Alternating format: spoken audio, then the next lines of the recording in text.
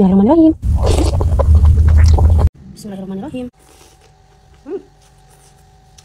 Ya banget untuk para wanita, termasuk untuk rahim, payudara dan lain-lain. Pokoknya untuk kesehatan wanita itu sangat amat bahaya banget. Oke, singkat cerita itu dan kayak begitu terus menerus susah punya keturunan nanti.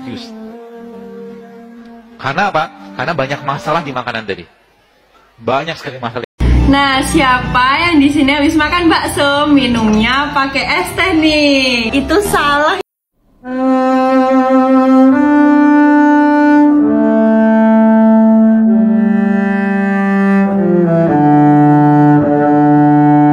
Apakah Anda suka makan bakso?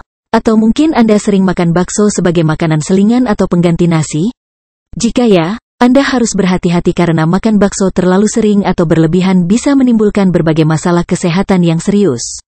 Berikut adalah beberapa bahaya makan bakso yang perlu Anda ketahui. Pertama, makan bakso bisa menyebabkan hipertensi atau darah tinggi. Ini karena bakso mengandung bahan penyedap seperti vetsin atau MSG yang terlalu berlebihan. Bahan ini bisa meningkatkan kadar natrium dalam darah, yang bisa memicu peningkatan tekanan darah dan menyebabkan sakit kepala, gagal jantung, stroke, dan penyakit ginjal. Kedua, makan bakso bisa menyebabkan gangguan sistem saraf otak. Ini karena bakso bisa terkontaminasi dengan bahan pengawet seperti borak atau formalin, yang sering digunakan oleh pedagang nakal untuk membuat bakso lebih tahan lama. Bahan ini bisa merusak sel-sel saraf otak, menurunkan kecerdasan, memperlambat motorik, dan menyebabkan keterbelakangan mental, terutama pada anak-anak. Ketiga, makan bakso bisa menyebabkan keracunan makanan. Ini karena bakso bisa mengandung bakteri, virus, kotoran, radikal bebas, dan toksoplasma, yang bisa masuk ke tubuh Anda melalui udara atau angin. Zat-zat ini bisa merusak sel-sel darah merah, gigi, rambut, indung telur, dan organ tubuh lainnya. Anda bisa mengalami gejala seperti mual, muntah, sakit perut, dan diare. Keempat, makan bakso bisa menyebabkan alergi kulit. Ini karena bakso bisa mengandung pewarna buatan, yang biasa digunakan untuk mewarnai kain atau kertas. Pewarna ini bisa menyebabkan reaksi alergi pada kulit, seperti gatal-gatal, ruam kemerahan, nyeri, iritasi, dan pembengkakan. Kelima, makan bakso bisa menyebabkan keguguran pada ibu hamil. Ini karena bakso mengandung bahan pengawet seperti borak atau formalin, yang bersifat panas dan tajam. Bahan ini bisa menghancurkan janin muda, menyebabkan kegagalan pembentukan organ tubuh janin, dan berakhir dengan pendarahan atau keguguran.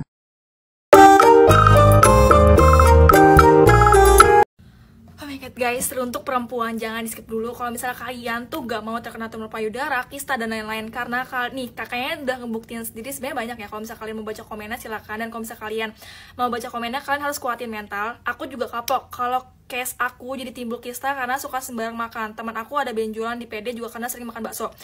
Demi apapun yang untuk, terutama deh untuk para wanita di luar sana, please banget jaga pola makan kalian. Karena untuk junk food atau makanan yang emang kurang sehat itu bahaya banget untuk para wanita, termasuk untuk rahim, payudara, dan lain-lain. Pokoknya untuk kesehatan wanita itu sangat amat bahaya banget. Oke, singkat cerita itu kan gue tuh pernah terkena tumor payudara jinak atau mungkin FAM itu beberapa tahun yang lalu. Itu tuh gue udah dioperasi, alhamdulillah tuh jinak dan gak kenapa-napa.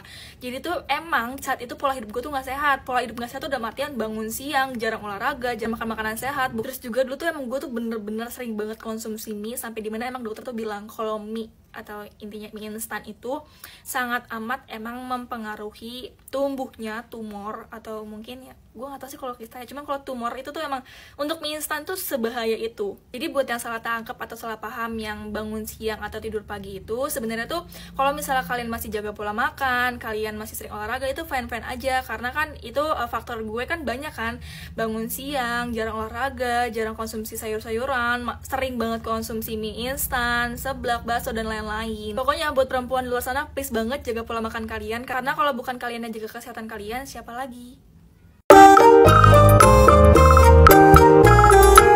Saya kadang-kadang prihatin gitu kan, lihat ibu-ibu gitu kan, atau mbak-mbak gitu pinggir jalan makan bakso, mie ayam sekalian. Dia nggak sadar kalau dia rutin kan kayak begitu terus menerus, susah punya keturunan nanti. Karena apa? Karena banyak masalah di makanan tadi. Banyak sekali masalah di makanan tadi. Dan lagi-lagi ya, bagi Anda yang saat ini ya, khususnya wanita ya, yang mensnya sudah bermasalah. Bermasalah itu ada berapa jenis? Ada dua. Ya, saya coba rangkum saja. Pertama, nyeri yang berlebihan. Ketiga, maaf. Kemudian, waktu yang prolong, makin lama. Yang ketiga, darahnya berlebihan.